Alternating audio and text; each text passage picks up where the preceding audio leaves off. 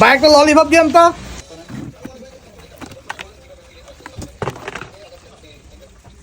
ভাই এটার দাম কত?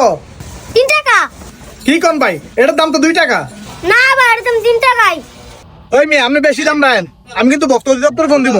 তাই আপনি যারে খুশি আরে ফোন দেন, এর দাম 3 টাকাই। হ্যালো, ভক্ত অধিদপ্তর, আপনি তাড়াতাড়ি প্রথম দোকান আসেন, এখানে সবকিছু দাম বেশি বেশি রাখতেছে। দাঁড়ান, আপনার বাপে আইতে আছে।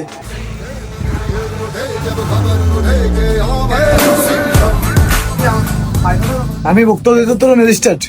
আমি স্যারের পিএ। স্যার আসসালামু আলাইকুম।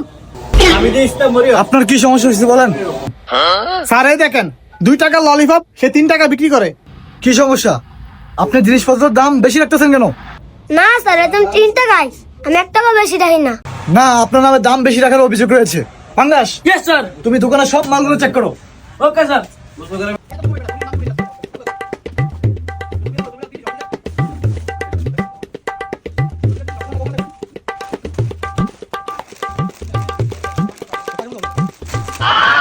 আর একটা মালের রেট সব মালের দাম বেশি দেয়। সবগুলো মাল জব্দ করো, এগুলো ল্যাবে নিতে হবে, টেস্ট করতে হবে। আর তোকে আজকের জন্য ক্ষমা করে দিলাম, জরিমানা করলাম না। এই সব মাল নিয়ে আয়।